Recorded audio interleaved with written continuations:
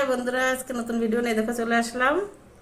এই মাছ দিয়ে এই শাক দিয়ে রান্না করবো। এই যে কুমড়োর শাক ডাঁটা পাতা নিয়ে নিয়েছি, আলু দিয়ে চিংড়ি মাছ দিয়ে এই দেখো এই শাকের ঘন্ট করব।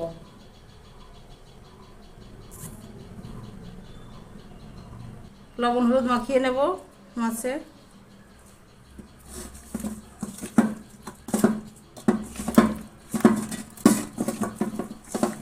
চলো মাছগুলো ভেজে নিই। মাছগুলো দিয়ে দেবো।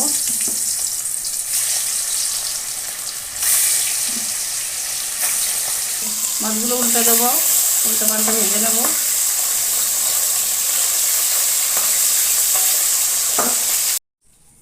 এই যে মাছগুলো ভেজে নিয়েছি, এবার আলুগুলো ভেজে নেব।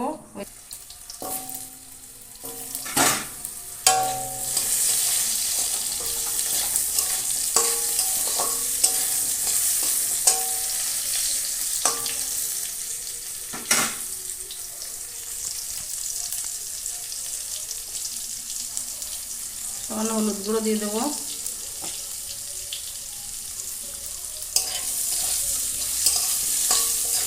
এগুলো ভেজে এবার শাকটা দিয়ে দেবো ওর মধ্যে।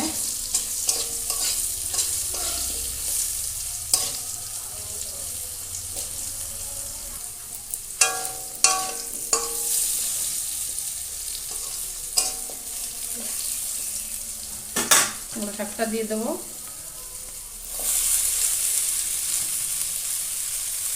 এর মধ্যে আমার কাঁচা লঙ্কা দেওয়া আছে, এই যে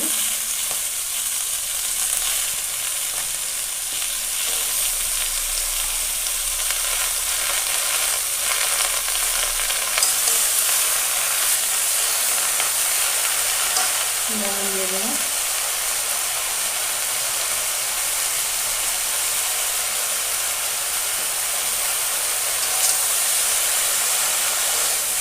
ভালো করে নেড়ে চেড়ে নেবো।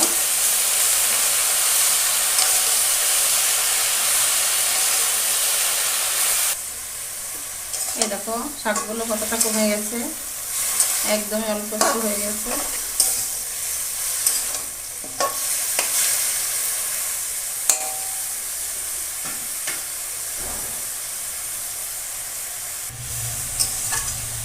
ভাজা হয়ে গেছে, এবার জল দিয়ে দেবো।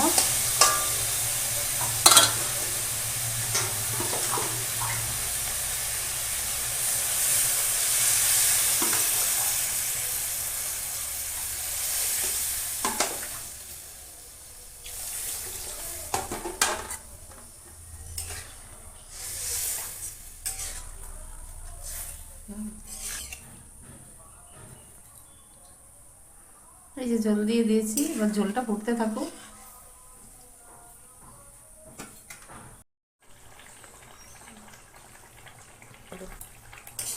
এই দেখো শাকটা গলে গেছে, আলুটাও গলে গেছে। এখন মাছ দিয়ে দেবো।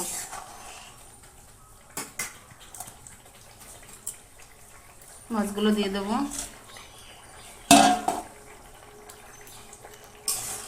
মাছগুলো দিয়ে একটু ফুটিয়ে নেবো, আর একটু রান্না করব।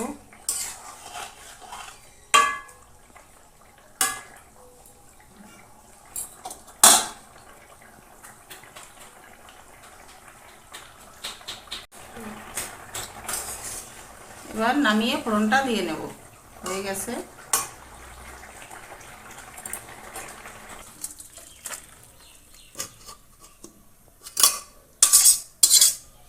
ফোড়নে রাঁধুনি দিয়ে দেবো।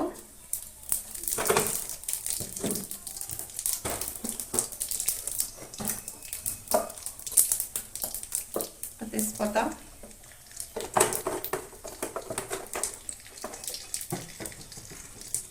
ওটা ভেজে নেব।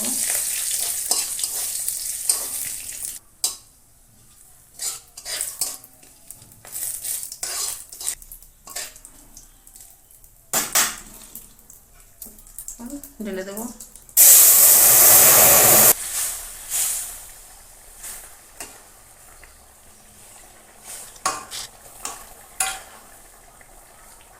দেখো রান্না হয়ে গেছে। সিম্পলি রান্না করলাম, কোনো মশলা টশলা কিচ্ছু বাটনা দিলাম না, শুধু ফোড়ন দিয়ে রান্না করলাম। কুমড়ো শাক দিয়ে মাছের ঝোল,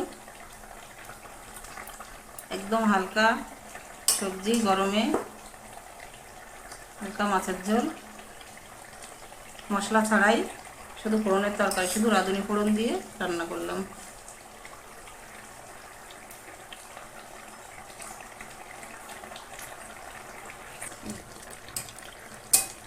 হয়ে গেছে, মাছের ঝোলটা এবার ঢেলে নেব।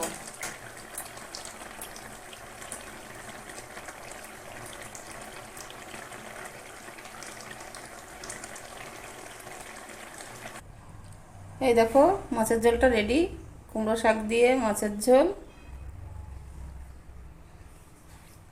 আজকের মতো তাহলে ভিডিওটা এখানেই শেষ করি, কালকে নতুন ভিডিও নিয়ে আবার আসবো।